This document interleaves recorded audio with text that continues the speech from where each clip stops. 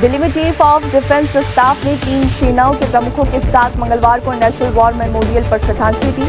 CDS general Anil Chauhan, नौसेना प्रमुख admiral Dinesh Kumar Tripathi, थल सेना प्रमुख जनरल उपेंद्र द्विवेदी और वायु सेना प्रमुख अमर प्रतीक सिंह ने 4 दिसंबर को भारतीय नौसेना दिवस समारोह में पहले श्रद्धांजलि दी।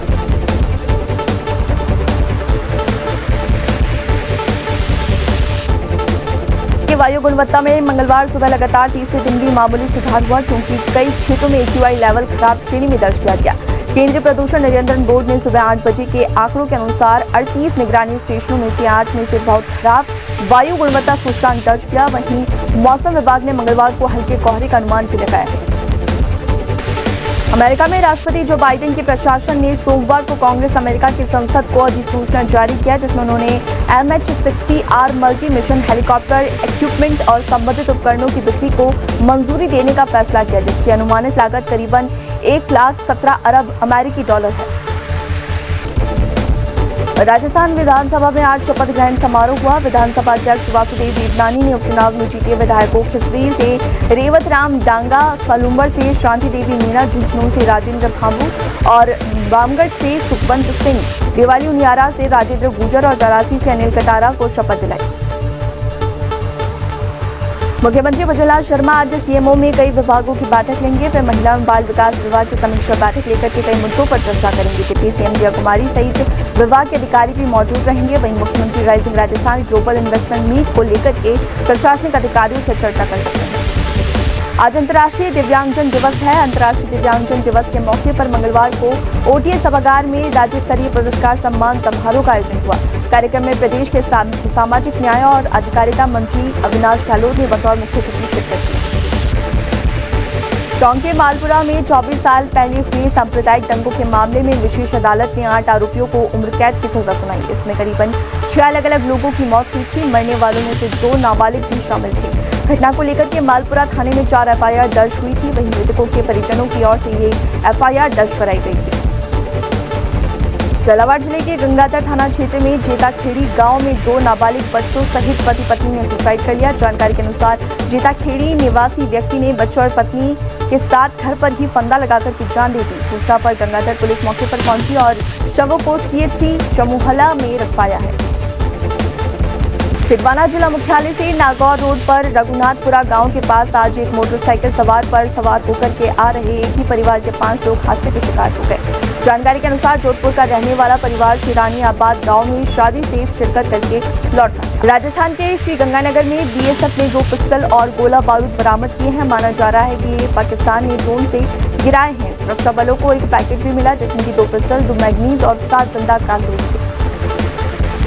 मुख्यमंत्री पुष्कर सिंह धामी ने दिल्ली देहरादून एक्सप्रेसवे के निर्माण कार्यों का स्थलीय निरीक्षण किया। इसी दौरान उन्होंने एक्सप्रेसवे के निर्माण में इस्तेमाल हो रही आधुनिक तकनीकों और पर्यावरणीय सुरक्षा उपायों के बारे में अधिकारियों से जानकारी दी। उत्तराखंड में भूमि के अवैध और मनमाने ढंग से खरीद बिक्री पर अंकुश लगेगा। ये बात मुख्यमंत्री पुष्कर सिंह धामी ने बताई और कह चुके हैं कि इसके लिए कड़े प्रावधानों को सम्मिलित करते हुए सशक्त भू कानून शीघ्र लागू किए जाने की तैयारियां शुरू कर दी गई है। किशनगढ़ से खबर है, जहां पर आदित्य मिल कॉलोनी क्षेत्र स्थित मारुति टेक्सटाइल फैक्ट्री में काम करते समय करंट की चपेट में आने से श्रमिक की मौत हो गई। राजकीय YN अस्पताल से चिकित्सकों ने जांच के बाद श्रमिक को मृत घोषित कर दिया। मौके पर पहुंची मदनगढ़ थाना पुलिस ने मृतक के शव को मोर्चे में रखवाया। उदयपुर के खेड़वाड़ा से गुजरने वाले नेशनल हाईवे 48 पर बेलवाजी प्लाजा के सामने नेशनल हाईवे पर ट्रक ने अचानक ब्रेक लगाने से पीछे चले आ रहे कंटेनर ट्रक से भिड़ गए। वहीं इस भिड़ंत में ट्रक ड्राइवर और स्पीड ब्रेकर पर अचानक ब्रेक लगने से यह हादसा हुआ। कंटेनर की स्पीड इतनी तेज थी कि उसकी कैबिन पूरी तरह से क्षतिग्रस्त हो गई।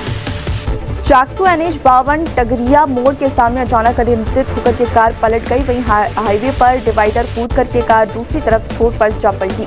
हादसे में कार सवार 3 लोग सभी सुरक्षित है। बता दें कि कार निवाई से जयपुर की ओर जा रही थी। कार का पीछे का टायर फटने से यह हादसा हुआ। जयपुर से शिक्षा संकुल पर आज ABVP कार्यकर्ताओं ने विरोध प्रदर्शन किया। उनके तहत शिक्षा संकुल के गेट बंद कर दिए गए हैं।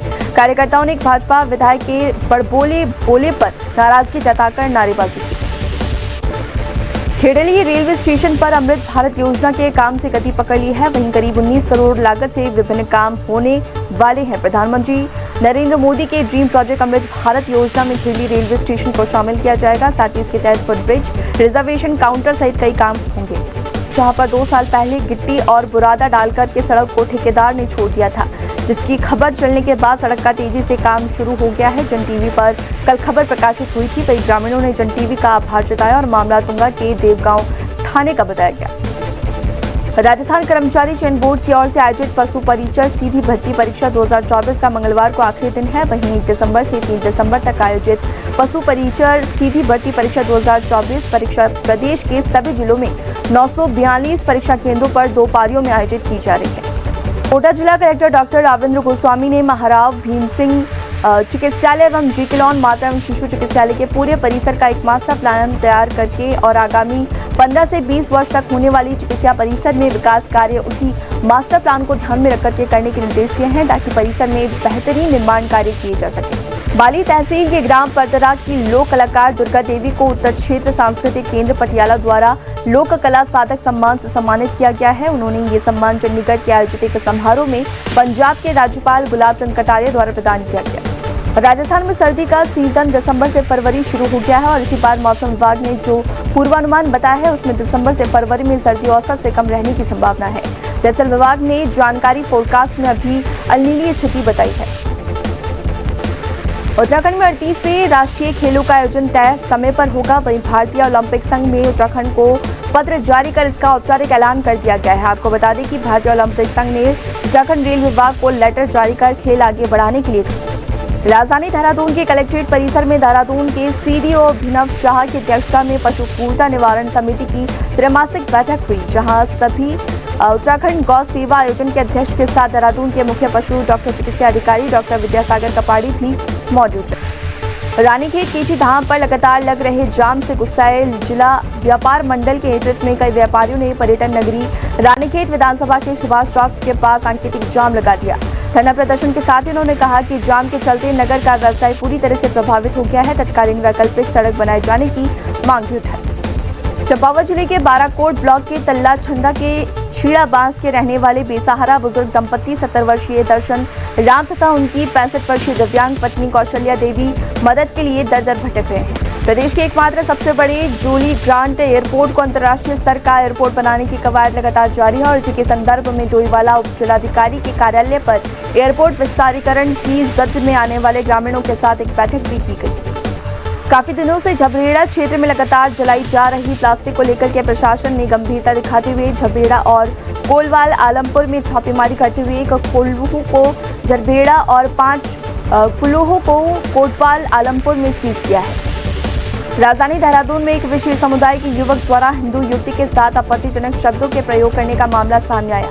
इसके बाद महिला की शिकायत पर पुलिस ने मुकदमा दर्ज कर लिया और अब आरोपी की तलाश में जुटी। हरिद्वार के कनखल थाना क्षेत्र में एक दिहाड़ी मजदूर ने अपनी पत्नी की बेरहमी से हत्या कर दिया और फरार हो गया।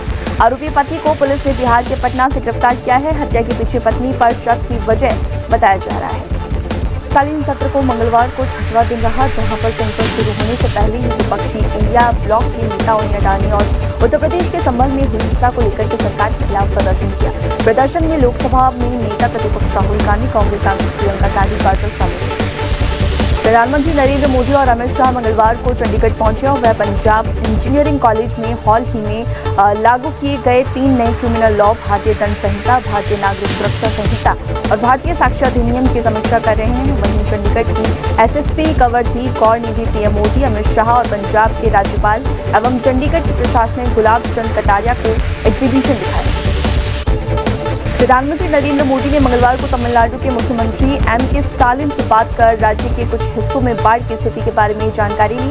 साथ ही उन्होंने केंद्र से हर संभव सहायता का आश्वासन भी दिया। लोकसभा में विपक्ष के नेता राहुल गांधी ने मंगलवार को तमिलनाडु में चक्रवात ट्रायंगल से हुए नुकसान को विनाशकारी बताया।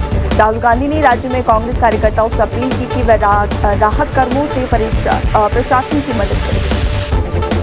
तमिलनाडु के डिप्टी सीएम उदयनिधि स्टालिन ने सोमवार को बाढ़ प्रभावित धर्मपुरी और कृष्णागिरी जिलों का दौरा किया। डिप्टी सीएम बाढ़ से हुए नुकसान का आकलन करने के लिए इन इलाकों में गए। वहीं स्टालिन ने रिलीफ कैंपों के दौरा कर लोगों को खाना और दूसरी जरूरी चीजें बांटी। तिरुवन्नामलाई से हुए मूसलाधार बारिश के बाद बुसलखान की चपेट में आए 2 घरों में 7 लोगों के फंसे होने की बात कही गई है। साथ ही बचाव अभियान के दौरान सोमवार को 5 लोगों के शव बरामद किए गए। मौके पर अभी भी रेस्क्यू ऑपरेशन जारी है।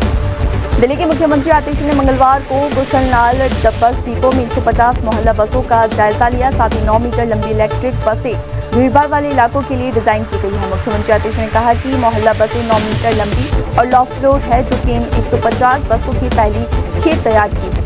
बिहार के मुख्यमंत्री नीतीश कुमार, उप मुख्यमंत्री सम्राट चौधरी, विजय कुमार सिन्हा और राज्यपाल राजेंद्र अलंकर ने भारत के पहले राष्ट्रपति डॉक्टर राजेंद्र प्रसाद को उनकी जयंती पर पुष्पांजलि अर्पित की। डिप्टी सीएम विजय कुमार सिन्हा ने कहा कि आज उनकी डॉक्टर राजेंद्र प्रसाद की 140वीं जयंती है और वह बिहार और भारत का प्रदेश कांग्रेस कमेटी ने बांग्लादेश में अल्पसंख्यक हिंदुओं पर हो रहे हमलों को लेकर के मंगलवार को गुवाहाटी में प्रदर्शन किया। प्रदर्शनकारी हाथों में पोस्टर लिए हुए थे, वहीं बीजेपी के खिलाफ नारे भी लगा रहे थे। उन्होंने प्रधानमंत्री नरेंद्र मोदी से बांग्लादेश की अंतरिम सरकार के मुख्य सलाहकार मोहम्मद यूनुस के साथ चर्चा करने की मांग की, ताकि वह वहां रहने वाले अल्पसंख्यक समुदाय की सुरक्षा पक्की की जा सके।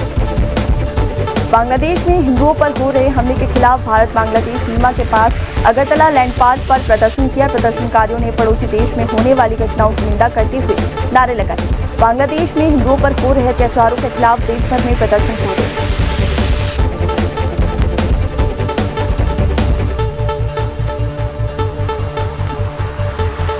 अकाल तख्त द्वारा अपनी सजा सुनाए जाने के एक दिन बाद पूर्व उप मुख्यमंत्री सुखबीर बादल सहित अकाली दल के नेताओं को मंगलवार को स्वर्ण मंदिर में तनख्वाह धार्मिक दंड देने देखा गया।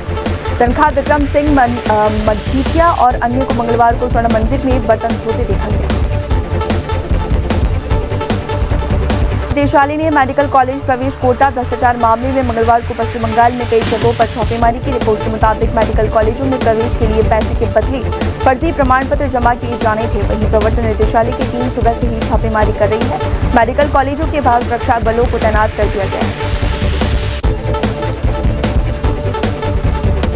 तमिलनाडु में भारी बारिश के बाद पुलों और सड़कों पर पानी भर जाने से लोगों की आवाजाही पर भारी असर पड़ रहा है। पुलिस ने चक्रवात फैंगल के कारण हुई भारी बारिश के बाद कल्लाकुरुची जिले के कल्लावारियन पहाड़ी इलाके में अचानक हुई बाढ़ से फंसे बुजुर्ग दंपति को बचा लिया है। साथ ही कुलटोर में भी स्थानीय मछुआरों ने भारी बारिश के बाद घरों में घुसे बारिश के पानी में सुरक्षा बलों और आतंकियों के बीच मुठभेड़ जारी है। दाती गांव के जंगल में सुरक्षा बलों के साथ मुठभेड़ में एक आतंकी मारा गया। जम्मू कश्मीर पुलिस ने इसकी पुष्टि की। साथ ही इलाके में सेना का सर्च ऑपरेशन भी जारी है। इलाके में आतंकियों के छिपे होने की आशंका है।